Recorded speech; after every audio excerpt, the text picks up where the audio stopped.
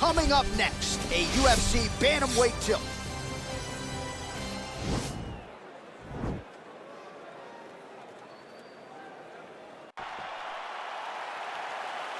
You ready? You ready? All right, so here we are in Las Vegas, Nevada at the T-Mobile Arena. It's hard to believe this venue hasn't even been open 5 years when you think about all the big events it has held. Conor versus Khabib. You beat Stipe to become the double champ inside these very walls. You getting chills being back tonight, champ? I'm getting chills being back at the T-Mobile Arena. I love this venue. And I'm going to tell you one last thing before the fight night starts. After you're done, take a walk outside and take a gander at the side of the building. You can see your boy DC prominent up high in the rafters, holding up those two titles. Oh. What a great arena. And that Vegas air feels like a hairdryer in your face. It's so hot. What a punch. All right, so he lands another jab now, just snapping that thing off, DC.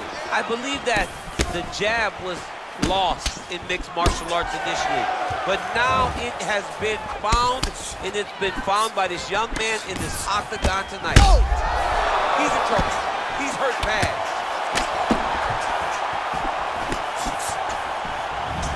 Oh, big left hook there. Well, you saw the tail of the tape. He has a reach advantage and made good use of it there with that punch. All right, under 3 minutes now to go in round one. So just over 20 total strikes have now landed for Henry Cejudo. Big punch land. Ooh. All right, he engages in a single collar tie here. Left hand punch from the clinch.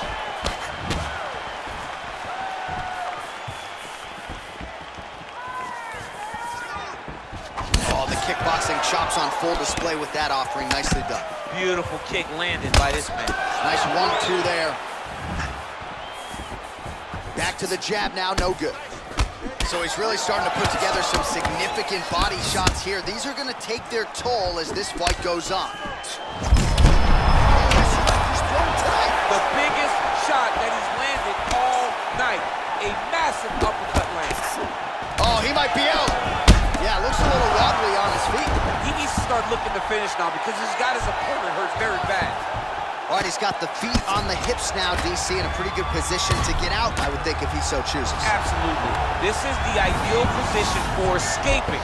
Now, you're not going to get a submission off or anything like that, but you having your feet on your opponent's hips, it just allows you to build a push. You just push with your feet. You elevate your opponent's hips away from you, and then you just get a jiu-jitsu escape. Push your hands back, hip heights up, back to your feet. Now we're back to fight.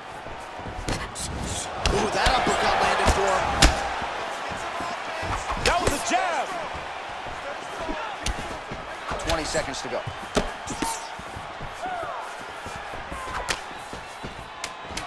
Oh, nice connection by him there with the right hand. The right hand is the dominant hand, and you can see how well he throws it. Round 2 is next.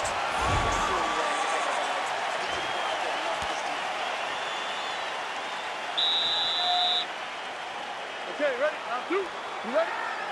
Now fight, let's go!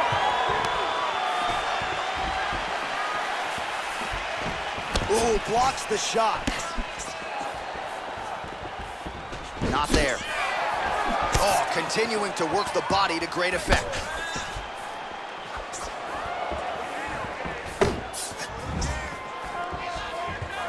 Look at how he turns his hips into that leg kick. Big punch lands over the top. How's he gonna follow this one? Cejudo's lower jaw does not look good. I don't think it's broken, but starting to show some obvious signs of swelling. All right, so a nice job there defensively to raise the guard and prevent any damage. Those hands never leave where they're supposed to be, and if you do that, most times you will block the shot that's incoming.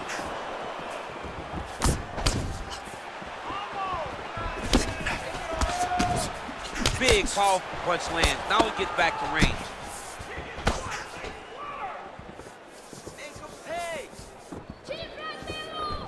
Oh, nice job to land the straight punch there. Must be nice to have that kind of reach advantage, DC. I know you can't necessarily relate.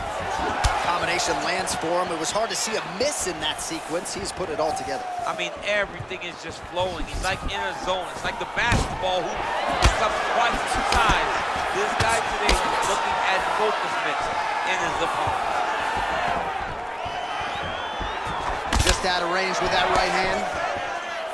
Well, he has really picked up the pace here in round 2. Much more aggressive than we saw in round 1, and now starting to find himself in the pocket. Nice punch lands over the top. Oh, swept the leg beautifully to get the takedown, DC. Mr. Miyagi would be very, very proud of that sweep. Great job getting into your position and finding that beautiful takedown. Oh, his opponent squirming like a fish out of water now. The ground and pound is on point. This could very well be the beginning of the end. This could be the beginning of the end. We've seen some really good ground and pound fighters. This young man is as good as any you've ever seen. All right, he continues to bully his opponent here, really manhandling him on the ground.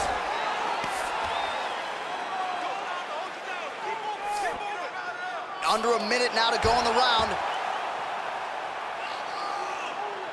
Let's go. Work for that back position.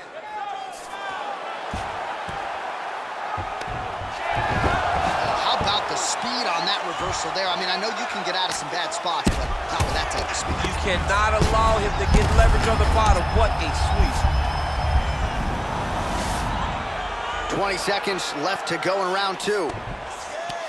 Man, isn't it fun to watch this dude work on the mat? He's unbelievable how fluid he is in his motions. Oh, man, look at that.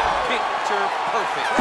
Got to the leg, got to the position, got another beautiful takedown.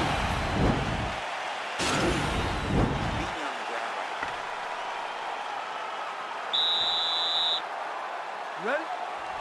Ready? Third round underway.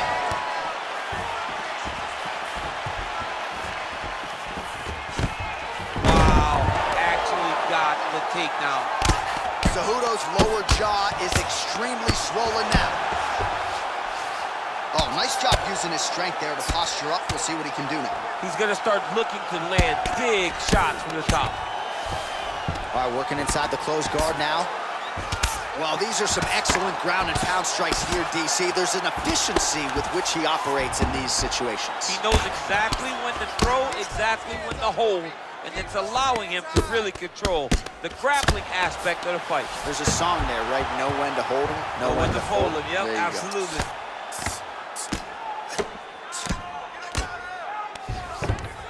Oh, he postured up there, gained some valuable separation. And now the ground and pound starts. Oh, that right hand is on point.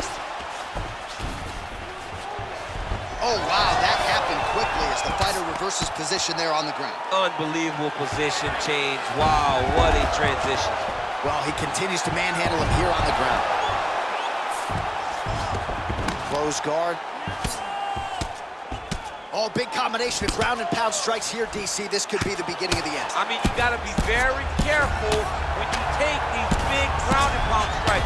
You need a controlled posture on the bottom, and if you're the top guy, the guy that's... Now trying to hip escape. He's just trying to move out of this position off the bottom.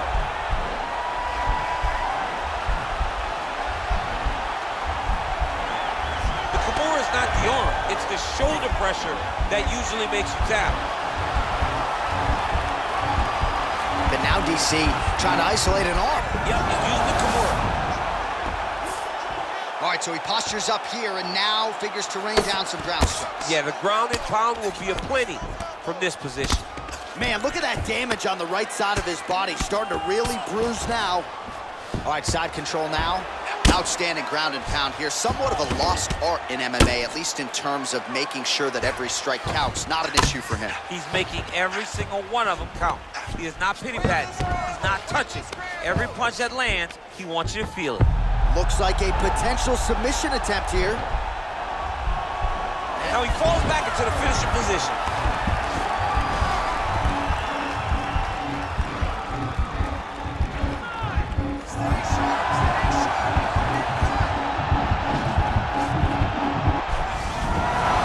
Somehow stays in the fight.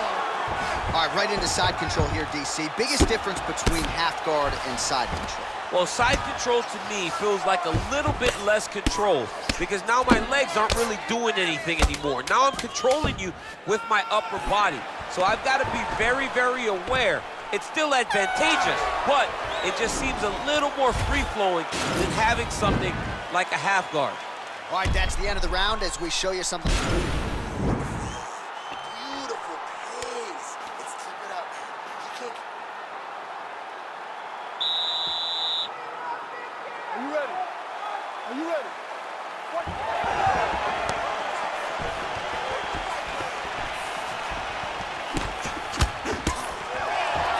Ooh, big shot lands.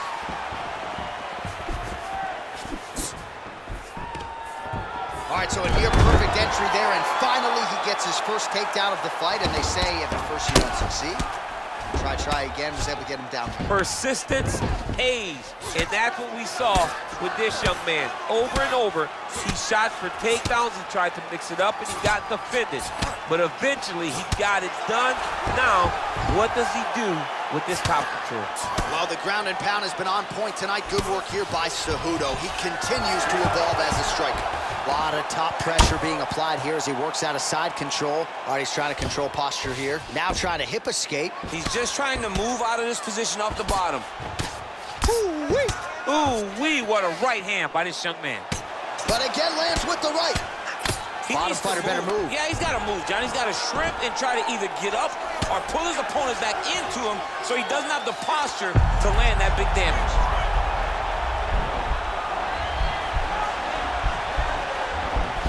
He is doing a really good job of relaxing, not panicking because he's getting choked. Nicely done. Takes the back, now going for the rear naked choke. He is doing a really good job of relaxing, not panicking because he's getting choked.